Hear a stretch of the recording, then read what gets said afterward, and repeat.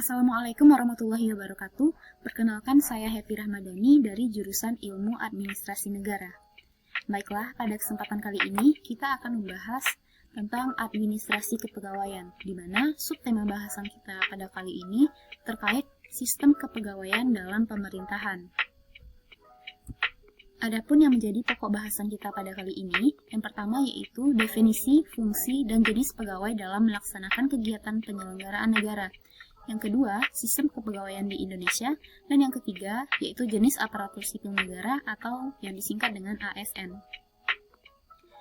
Baik, kita akan membahas tentang definisi pegawai. Definisi pegawai menurut undang-undang. Yang pertama yaitu menurut Undang-Undang Nomor 43 Tahun 1999 tentang pokok-pokok kepegawaian, Pasal 1 Bab 1, bahwa pegawai negeri adalah setiap warga negara Republik Indonesia yang telah memenuhi syarat yang ditentukan, diangkat oleh pejabat yang berwenang dan disertai tugas negara lainnya, digaji berdasarkan peraturan perundang-undangan yang berlaku. Selanjutnya yaitu definisi pegawai atau ASN menurut Undang-Undang Nomor 5 Tahun 2014 tentang aparatur sipil negara, di mana pegawai aparatur sipil negara yang selanjutnya disebut pegawai ASN adalah pegawai negeri sipil dan pegawai pemerintah dengan perjanjian kerja yang diangkat oleh pejabat pembina kepegawaian dan diserahi tugas dalam suatu jabatan pemerintahan atau diserahi tugas negara lainnya dan digaji berdasarkan peraturan perundang-undangan. Selanjutnya yaitu pegawai negeri sipil yang selanjutnya disingkat dengan PNS adalah warga negara Indonesia yang memenuhi syarat tertentu diangkat sebagai pegawai ASN secara tetap oleh pejabat pembina kepegawaian untuk menduduki jabatan pemerintahan. Selanjutnya kita akan membahas pengertian pegawai menurut para ahli. Yang pertama yaitu menurut Wijaya tahun 2006, di mana beliau berpendapat bahwa pegawai merupakan tenaga kerja manusia, jasmaniah maupun rohaniah, ataupun mental dan pikiran yang senantiasa dibutuhkan oleh karena itu menjadi salah satu modal pokok dalam usaha kerjasama untuk mencapai tujuan tertentu suatu organisasi. Selanjutnya yaitu pengertian pegawai menurut Musannaf, di mana ia mengatakan bahwa pegawai adalah orang-orang yang melakukan pekerjaan dengan mendapat imbalan jasa berupa gaji dan tunjangan dari pemerintah ataupun badan usaha atau badan swasta. Selanjutnya yaitu jenis-jenis dari pegawai negeri sipil. Berdasarkan Pasal 2 Undang-Undang Republik Indonesia Nomor 43 Tahun 1999 tentang perubahan atas Undang-Undang Nomor 8 Tahun 1974 tentang pokok-pokok kepegawaian yang menjelaskan pegawai negeri terdiri dari yang pertama yaitu ialah pegawai negeri sipil pusat, yang kedua pegawai negeri sipil daerah, dan yang ketiga pegawai negeri sipil lain yang ditetapkan dengan peraturan pemerintah. Adapun pegawai negeri sipil pusat, yang pertama yaitu yang bekerja sama pada departemen, lembaga pemerintahan non-departemen, kesekretariatan, lembaga tertinggi atau tinggi negara, instansi vertikal di daerah-daerah, dan kepaniteraan pengadilan.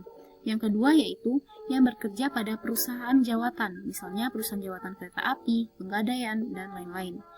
Yang ketiga, yang diperbantukan atau dipekerjakan pada pemerintahan provinsi atau pemerintah kabupaten atau kota. Keempat, yang berdasarkan suatu peraturan perundang-undangan dan diperbantukan atau dipekerjakan pada badan lain seperti perusahaan umum, yayasan, dan lain-lainnya. Selanjutnya, pegawai negeri sipil pusat itu ciri-cirinya yang terakhir ialah yang menyelenggarakan tugas negara lainnya, misalnya hakim pada pengadilan negeri atau pengadilan tinggi lain, dan lain-lain. Selanjutnya yaitu pegawai negeri sipil daerah. Pegawai negeri sipil daerah ialah diangkat dan bekerja pada pemerintahan daerah otonom, baik pada pemerintahan provinsi atau pemerintahan kabupaten atau kota.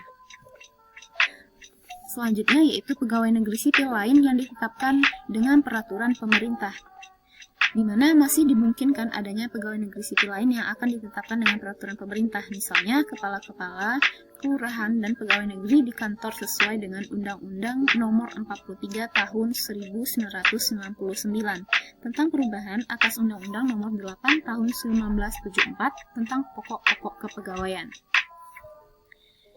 Baik, kita akan membahas tentang sistem kepegawaian di Indonesia. kebijaksanaan dasar sistem administrasi kepegawaian di negara kita mengacu pada Undang-Undang Nomor 43 Tahun 1999 tentang perubahan atas Undang-Undang Nomor 8 Tahun 1974, yaitu tentang pokok-pokok kepegawaian. Undang-undang tersebut menyatakan bahwa dalam mencapai tujuan nasional untuk mewujudkan masyarakat madani yang tepat taat hukum, berperadaban modern, demokratis, adil dan bermoral tinggi, diperlukan pegawai negeri yang merupakan unsur aparatur negara yang bertugas sebagai abdi masyarakat yang menyelenggarakan pelayanan secara adil dan merata, serta menjaga persatuan dan kesatuan bangsa dengan penuh kesetiaan kepada Pancasila dan Undang-Undang Dasar 1945. Adapun struktur kepegawaian di Indonesia. Dalam struktur kepegawaian bagi PNS di Indonesia, yang membedakan antara PNS pusat dan PNS yang ada di daerah, yaitu mencerminkan adanya suatu azas dekonsentrasi dan azas desentralisasi. Dengan menggunakan azas desentralisasi, daerah mempunyai kebebasan atau kemandirian untuk menentukan kebutuhan dan mengatur administrasi kepegawaian daerahnya sendiri. Dengan berlakunya Undang-Undang Nomor 22 Tahun 1999, harus didorong desentralisasi urusan kepegawaian kepada daerah, di mana desentralisasi kepegawaian tersebut memberikan kewenangan kepada daerah untuk mengatur administrasi kepegawaiannya melalui peraturan daerah dan keputusan kepala daerah. Sondang P. Sigdian, tahun 1996. Selanjutnya yaitu kewenangan dari ASN yang berpindah atau desentralisasi tersebut diperoleh melalui ketentuan pasal 76 Undang-Undang Nomor 22 Tahun 1999 yang menyatakan daerah mempunyai kewenangan untuk melakukan pengangkatan, pemindahan, pemberhentian, penetapan pensiun, gaji, tunjangan, dan kesejahteraan pegawai, serta pendidikan dan pelatihan sesuai dengan kebutuhan dan kemampuan daerah yang ditetapkan dengan peraturan daerah berdasarkan peraturan perundang-undangan tersebut. Selanjutnya, menurut Sondang P. Siagian tahun 1996, berdasarkan azas dan peraturan tentang pedoman pembentukan badan kepegawaian daerah, pembentukan peluang pemerintah pusat untuk ikut campur tangan mengatur penyelenggaraan administrasi kepegawaian daerah sangat kecil, di mana Badan Kepegawaian Negara atau BKN sebagai bagian dari lembaga pemerintah tingkat pusat bahkan tidak mempunyai peluang sama sekali untuk mengatur administrasi kepegawaian tingkat daerah. Peluang tidak langsung terhadap kewenangan Badan Kepegawaian Negara untuk mengatur administrasi kepegawaian daerah adalah dalam hal menetapkan kebijaksanaan tentang norma, standar, dan prosedur administrasi kepegawaian secara nasional. Itu pun hanya dapat dilakukan melalui koordinasi kerjasama dan keanggotaannya dalam Komisi Kepegawaian Negara. Selanjutnya yaitu pengaturan mengenai administrasi kepegawaian daerah diatur dalam Pasal 29 Ayat 1. Undang-Undang Nomor 23 Tahun 2004 yang menyatakan bahwa pemerintah melaksanakan pembinaan manajemen PNS daerah dalam suatu kesatuan penyelenggaraan manajemen PNS secara nasional. Sementara itu, dalam Pasal 10 Ayat 1 Undang-Undang Nomor 32 Tahun 2004 disebutkan bahwa pemerintah daerah menyelenggarakan urusan pemerintah yang menjadi kewenangannya, kecuali urusan pemerintah yang oleh undang-undang ini ditentukan menjadi urusan pemerintah. Urusan pemerintah yang menjadi urusan pemerintah sebagaimana dimaksud dalam ayat 1 di atas meliputi antara lain. Yang pertama yaitu politik luar negeri, pertahanan, keamanan, justisi, moneter, fiskal nasional, dan agama.